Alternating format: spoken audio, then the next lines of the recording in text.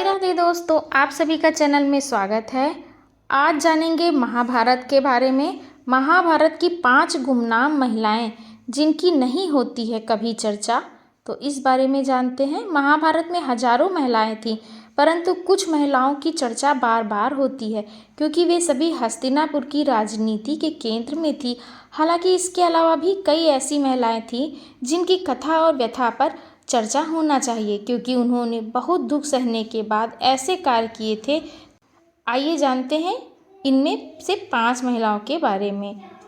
1. अंबिका और अंबालिका। शांतनु और सत्यवती के 2 पुत्र हुए, चित्रांगद और विचित्रवीर। चित्रांगद युद्ध में मारा गया था तथा विचित्रवीर राजा बना। विचित्रवीर की 2 पत्नियां अंबिका और अंबालिका थीं। दोनों को कोई पुत्र नहीं हो रहा था तो परशु मुनि के पुत्र वेदव्यास से हुए नियोग के कारण अंबिका को धृतराष्ट्र और अंबालिका को पांडु नामक पुत्र मिला। धृतराष्ट्र और पांडु की माता की कथा और व्यथा की कम ही चर्चा होती है।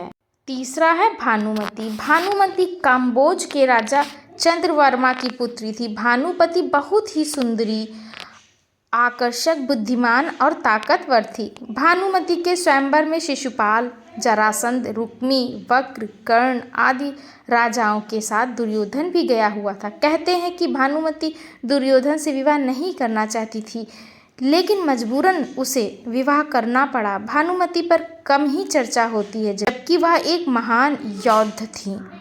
चौथी थी माद्री। कुंती और माद्री के पति का नाम पांडु था। कुंती की तो बहुत चर्चा होती, परंतु माद्री की कम ही चर्चा होती है। 5 पांडवों में से 2 नकुल और सहदेव माद्री के ही पुत्र थे। विदुर की माता।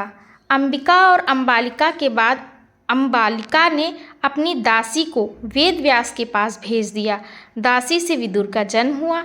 इस तरह धृतराष्ट्र, पांडु और विदुर तीनों भाई भाई हुए, परंतु विदुर की माता की कोई चर्चा नहीं करता। वह कौन थी और क्या करती थी? महात्मा विदुर की पत्नी का नाम पारसंवी था। पारसंवी का भगवान श्री कृष्ण के प्रति अनन्य भक्ति प्रेम था। दोस्तों, यह थी महाभारत की 5 गुमनाम स्त्रियां। अगर वीडियो अच्छा लगा हो तो लाइक करिएगा, चैनल पे नए तो सब्सक्राइब कर लीजिएगा। मिलते हैं मेरे अगले वीडियो में, तब तक के लिए राधे राधे।